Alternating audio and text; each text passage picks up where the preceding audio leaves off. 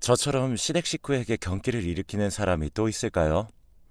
사실 이런 화제로 얘기하다 보면 한둘씩 모여가며 다들 자기네가 더 심하다고 말하다 보니 한도 끝도 없긴 하더라고요.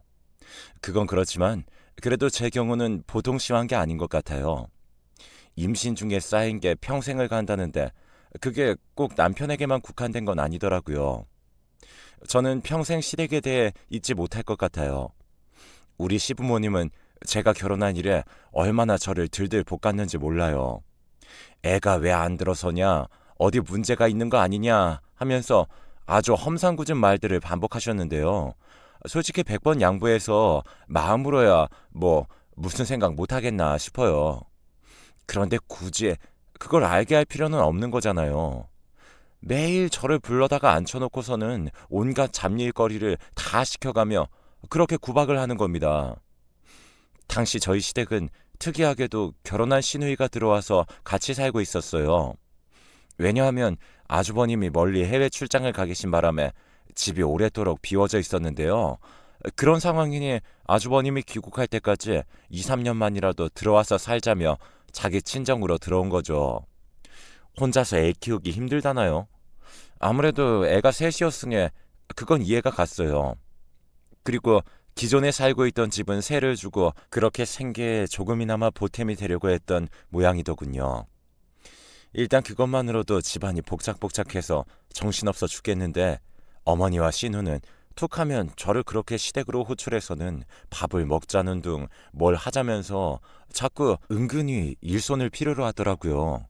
저는 결혼 전에는 직장을 다니고 있었지만 결혼을 할 무렵부터 갑상선 수치가 좋지 않고 몸 상태가 많이 나쁘다고 해서 쉬게 되었어요.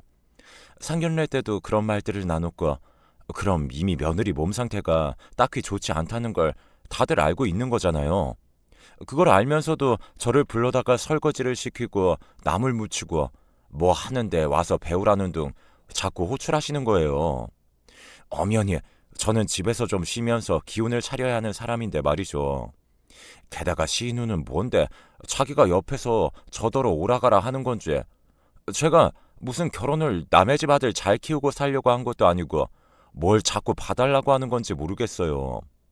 이건 며느리가 아니라 무슨 무급 가정부를 들인 것도 아니고 주말에 부르는 것도 모자라 주중에도 수요일이나 금요일엔 꼭 부르시더라고요.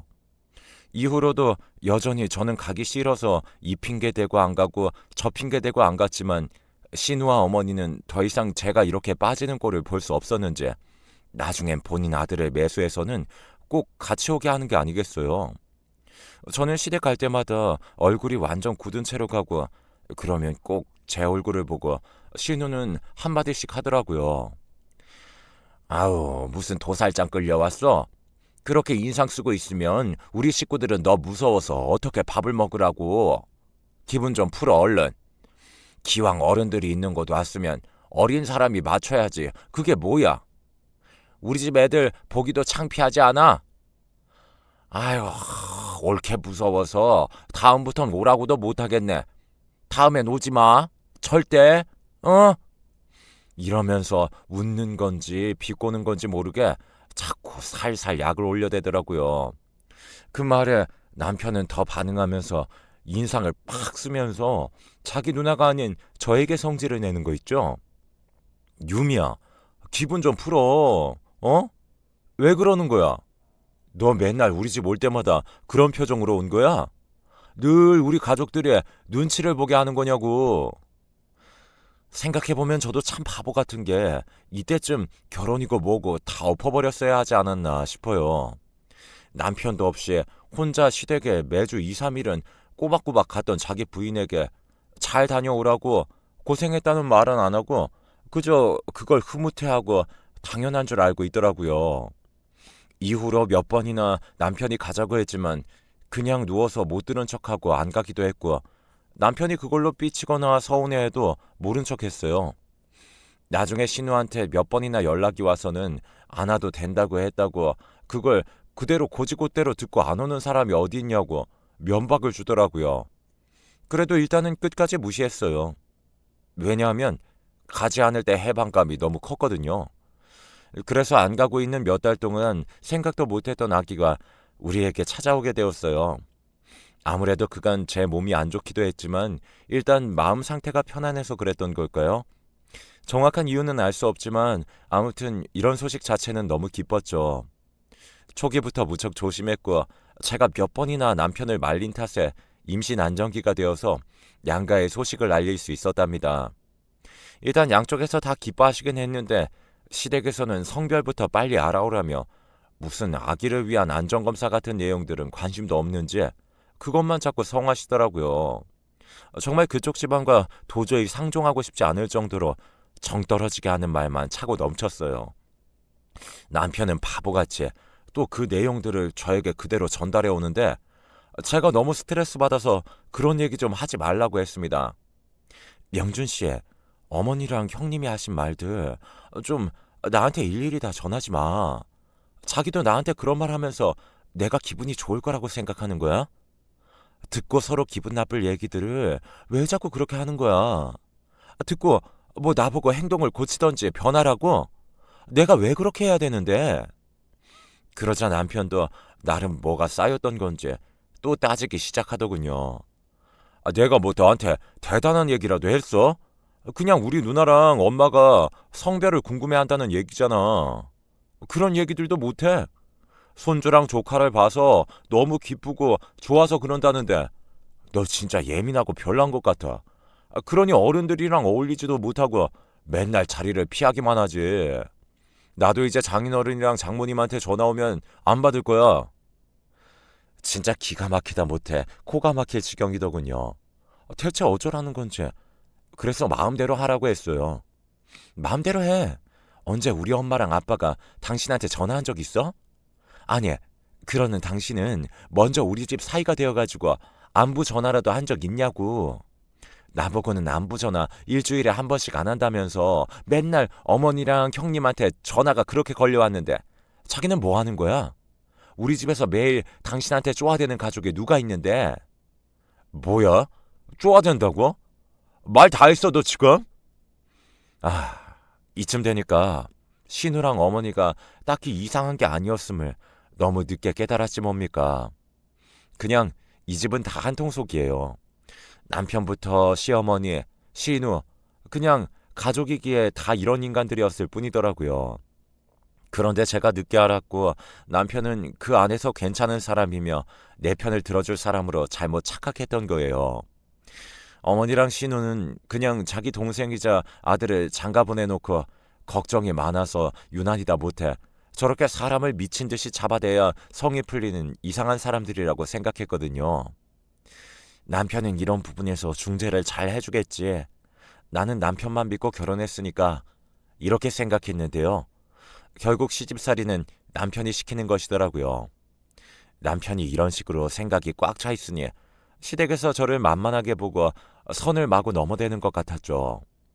아무튼 저는 이런 상황을 더는 봐줄 수가 없어서 남편과 냉전 중에 들어갔고 성별이 나온 이유도 남편에게만 말했을 뿐 시댁에 따로 연락은 안 했어요.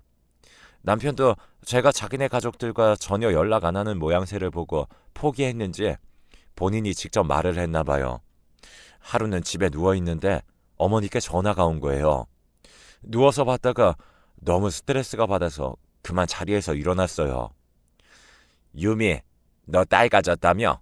명준이한테 연락받았다. 너는 네가 입이 있으면 직접 찾아와서 말을 할 것이지. 그걸 꼭 남편을 통해서 전해야겠어. 이때부터도 뭔가 짜증나고 싫었는데 갈수록 말 같지도 않은 얘기만 거듭하시더라고요. 그리고 이 집에 와서 처음 애를 가졌으면 웬만하면 아들을 가졌어야지. 웬 딸이야 대체. 나보고 명준이 할머니나 어른들한테 어떻게 말을 하라고. 네가 좀 관리를 잘해서 노력을 했어야지. 아이고 여자가 되어서는 그놈의 씨 하나 제대로 못 골라서 냉큼 딸을 가져버리면 어떡하냐. 아유 잔말 말고 둘째는 꼭 아들 낳도록 해야 한다. 진짜 무슨 아기로 협박하는 폭력배도 아니고 조선시대 말기도 이런 식으로 말하는 시어머니가 있었다면 분란이 일어나지 않았을까요? 가뜩이나 불편한 몸 이끌고 힘든 며느리한테 이런 식으로 말을 해야 하는 건지 저는 대답도 제대로 하지 않고 그냥 전화를 끊어버렸어요. 그게 또 마음에 안 들어서는 남편에게 전화해서 얼마나 난리를 치셨는지 남편은 들어오자마자 저한테 씩씩거리면서 엄마 전화를 대답도 않고 끊었냐며 할 말 많아 죽겠는데 제가 전화를 안 받는다며 머리끝까지 화가 나셨다고 합니다. 그러면서 저 때문에 너무 스트레스 받아서 화병 나서 알아누우셨다며 빨리 사과를 드리러 찾아가 보라고 하는데 이때부터 저는 정말 남편이 인간처럼 느껴지지 않았어요. 어떻게 뱃속에 자기 자식을 임신하고 있는 부인한테 곧 죽어도 자기 엄마와 누나가 우선이 되어서는 저런 말들을 해댈 수 있는 걸까요? 저는 억울하고 화가 나서 눈물을 끄끄거리며 참으면서도 절대로 무슨 일이 있어도 전화를 다시 걸지 않았어요. 그냥 남편 하나만 무시하고 안 보면 그만이더라고요. 시간이 갈수록 냉전이 길어지고 임산부인 저 혼자 산부인과를 다니는 날들이 많았고 자기도 주제에 앞바랍시고 애 크는 건 또 궁금했는지 슬 숙이고 들어오더라고요. 저는 일단 챙겨줄 건 챙겨주고 남편 입에서 어머니와 누나 얘기하며 챙기라는 말이 나온다면 그냥 무시하고 말았어요. 듣지도 않고 자리에서 일어나 버리고 곧장 안방으로 향해 문을 잠가버렸습니다. 그런 게 또 화가 났던 건지 남편은 그새 또 자기 엄마한테 말한 것 같았고 어느 날은 글쎄 우리 엄마한테 전화가 왔지 뭐예요. 유미야, 너 시댁이랑 뭔 일 있니? 그런 일이 있었으면 엄마한테 말하지 그랬어. 무슨 일이라니? 엄마가 하시는 말씀을 듣고 저는 화를 좀처럼 다스릴 수가 없어서 감당이 안 되더군요. 듣기로는 어머니가 우리 엄마한테 전화를 해서 그렇게 제 험담을 하셨다는 거예요. 며느리가 되어서 시댁도 잘 안 오려고 하고 임신하고 걱정돼서 몇 마디 좀 했더니 그걸로 뾰루퉁해져서는 우리 아들한테도 집에서 어지간히 잡고 사는 것 같다며 사돈이 어찌 그리 교육하셨냐면서 되려 따졌다는 거예요. 저는 너무 어이가 없어서 그간 있었던 일들을 엉엉 울며 엄마에게 말을 했고 엄마는 한참 숨죽이고 들으시더니 다시 말씀하시더라고요. 됐어. 유미야, 너 잘못 없어. 넌 그냥 하던 대로 해. 그리고 박서방도 참 실망이네. 엄마도 생각이 많다. 일단 너는 그냥 아무것도 신경 쓰지 마. 한편으론 엄마한테 이렇게 마음 쓰이게 한 것 자체도 너무 속상하고 우리 집을 얼마나 우습게 봤으면 지들이 한 짓은 생각도 안 하고 대뜸 사돈한테 전화해서 따질 수가 있나 싶더라고요. 이제 저는 잠깐 속으로 이혼을 생각했으나 뱃속의 아기를 이제 성별까지 알았고 시댁이 없으면 엄청 큰 문제는 없이 그럭저럭 지내는 편이라 다시 눈을 질끈 감고 있기로 했어요. 그런데 시간이 좀 지나서 결국 저는 결정을 내리지 않으면 안 되는 일을 겪고 말았지 뭐예요. 상황이 이렇게 가고 있으니 진짜 이 집안도 남편도 답이 없는 것 같더라고요. 이유인즉슨 바로 제 출산을 앞두고 일어난 일 때문입니다.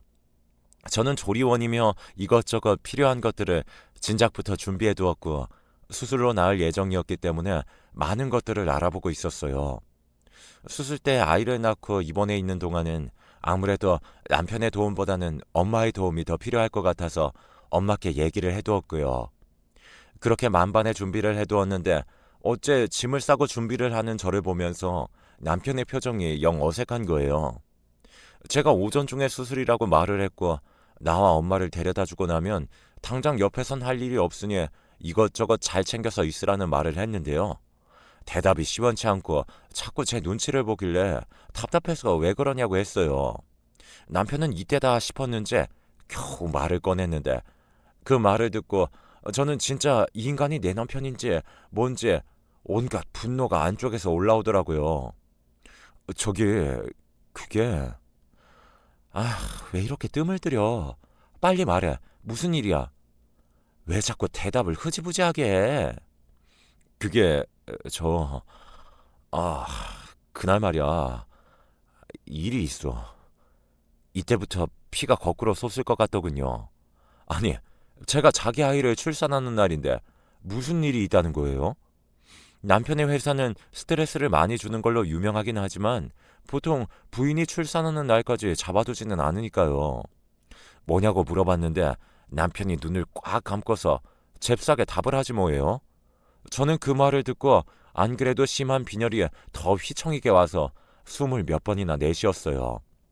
그게 사실 2달 전부터 예약해둔 건데 누나랑 애들이랑 엄마랑 제주도 여행을 잡아놨거든. 너도 알다시피 지금 매형도 없고 운전할 사람이 없어서 내가 갈 것 같아.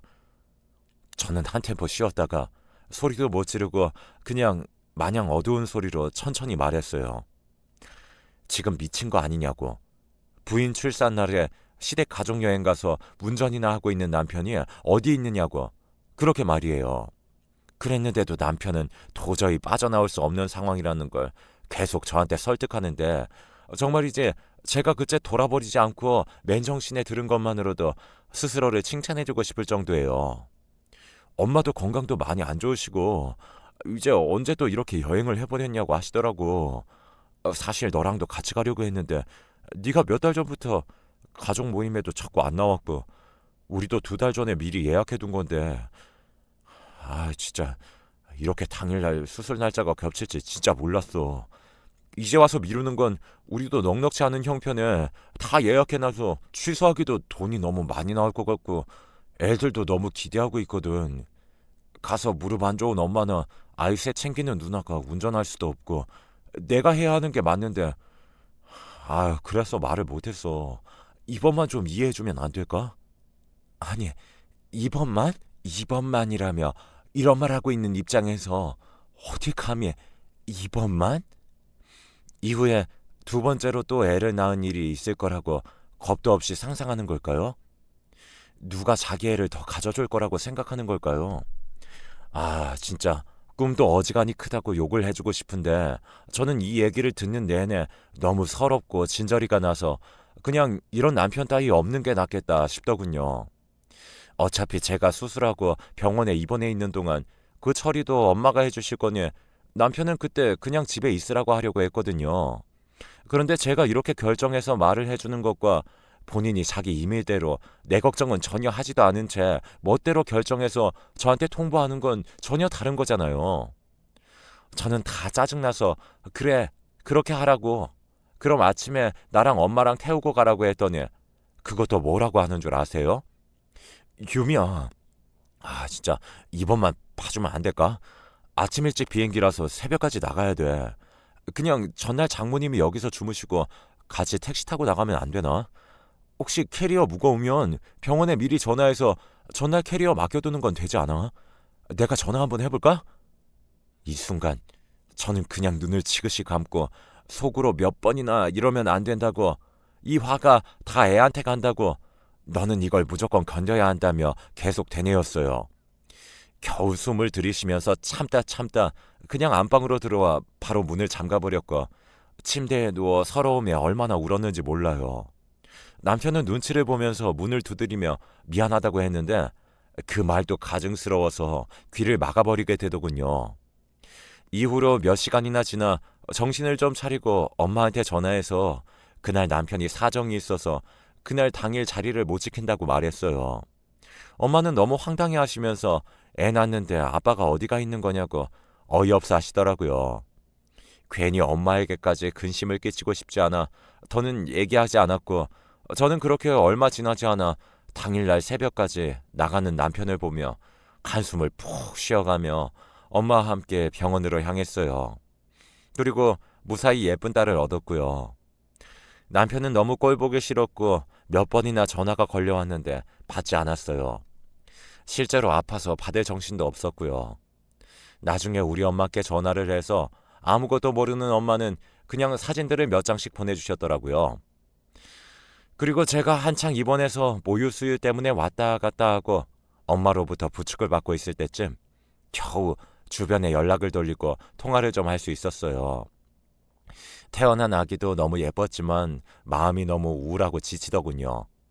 그래도 내색은 않으려고 했지만 몸도 덜 아물어서 뱃속 장기가 심히 아파오고 몇십 통씩 걸려와 있는 남편의 전화도 볼 때마다 기가 차고 눈물만 났습니다.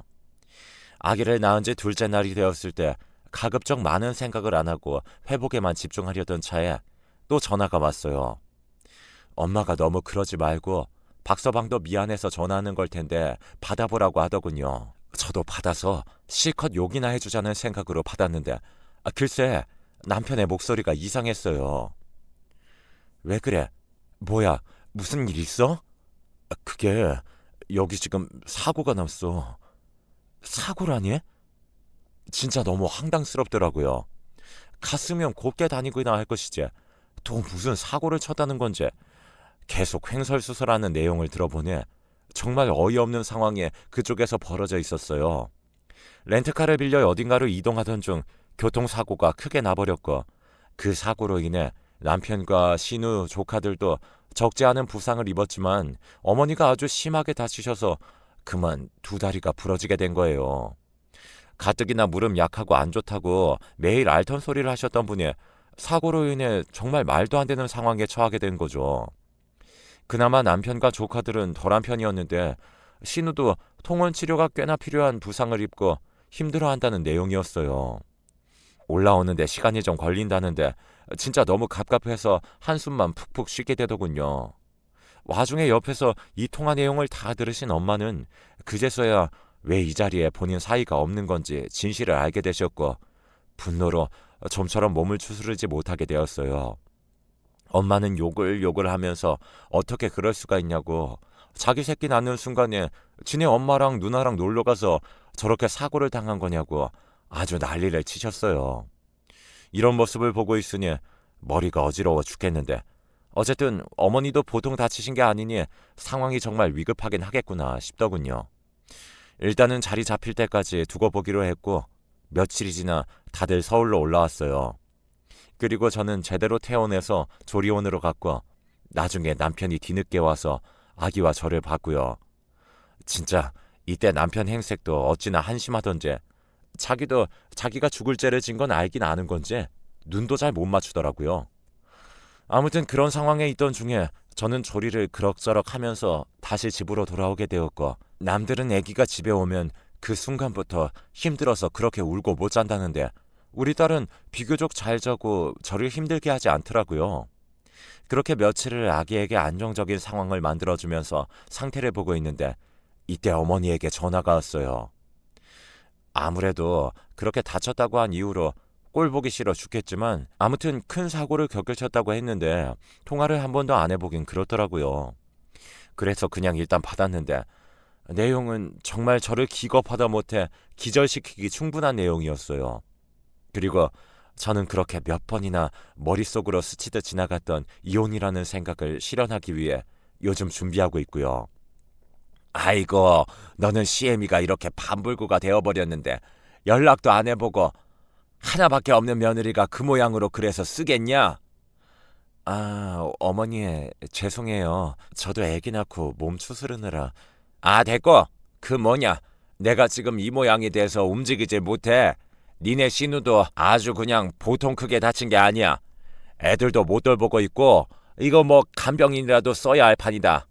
그러니까 네가 애기 안고 여기로 넘어와서 조카들도 좀 같이 챙겨서 먹이고 여기 와서 신우도 좀 간호하면서 나도 좀 챙겨주고 해야겠다. 아, 그 간병인이 솔직히 그게 다 돈이 얼마니? 다 낭비지 뭐냐? 가족이 있는데 뭘 다른 데 사람 구해서 돈을 써? 그니까 당장 잔말 말고 내일부터 와. 아휴, 오늘도 다들 죽겠다고 아우성인데 그냥 내일부터 오라고 하는 거야. 어? 아유, 얼른 대답해.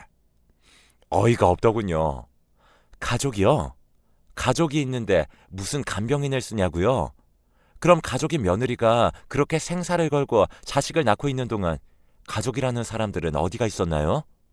다리가 부러지고 허리가 부러진 게 제 탓인가요?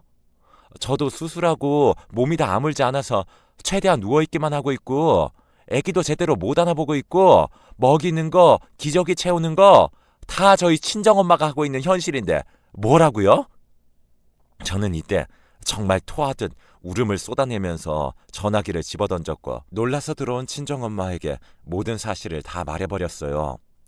사정을 다 들으신 엄마는 표정이 점점 굳으시더니 이런 집에 너를 그냥 둘 수 없다고 하시더군요.